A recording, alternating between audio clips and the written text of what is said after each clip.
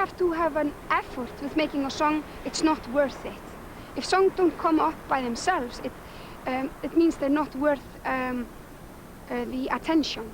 You know, you should never force a song. It just means it shouldn't exist, really.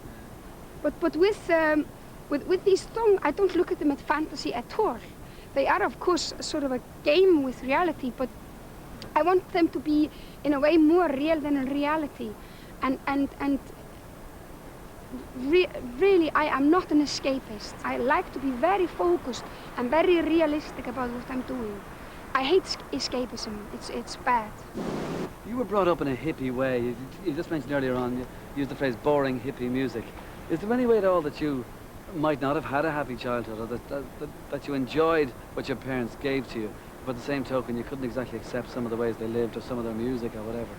I consider myself very lucky. I had a very, very happy childhood.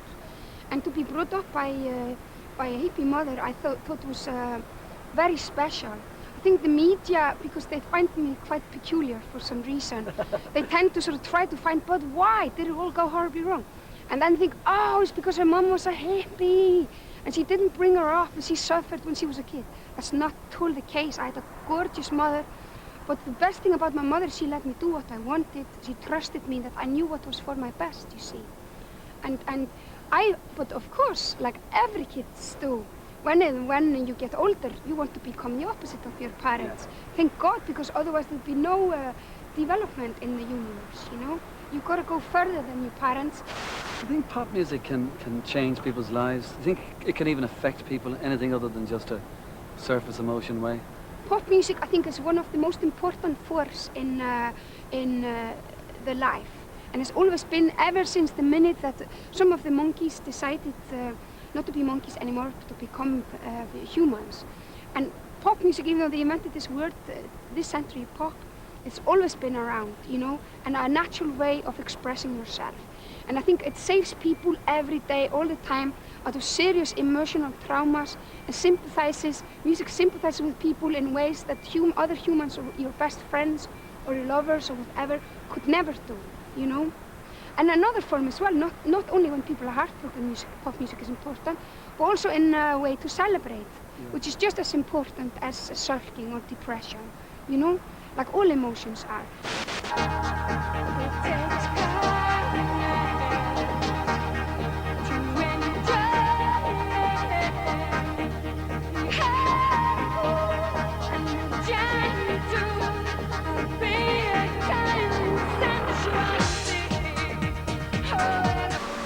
Do you find in some ways that the music that you're making now is music that may be appreciated even more in 5 or 6 years than it almost is now?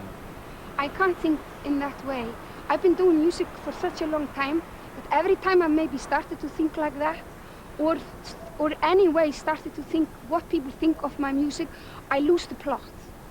And because I've several times lost the plot, and it's such a scary feeling you wouldn't believe, that you train yourself not to think that way. The only thing you can do is please yourself. And the more selfish you are, the more generous you are, as contradictional as it sounds. So what I'm always just doing is just do what I need to do at the moment. And the minute I start to please 5 people, I won't please anyone. But if I only please myself, I might please 10 people, you see.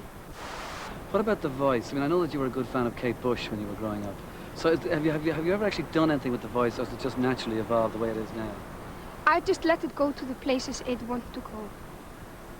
My voice. And where might it go next?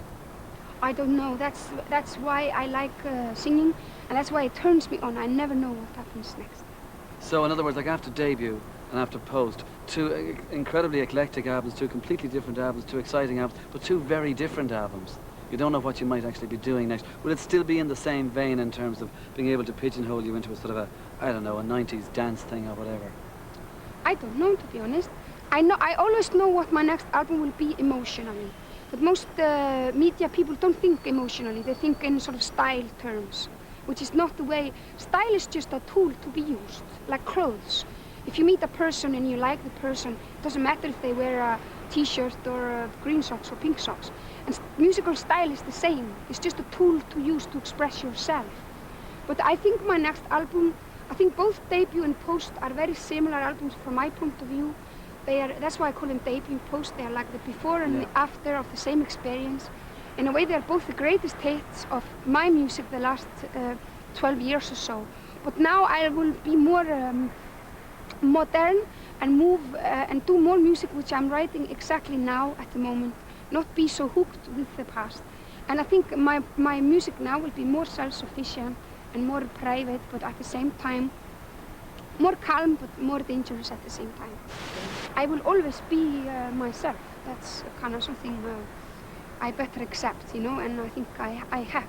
At the same time, one form of accepting what I am is that I will never stay the same.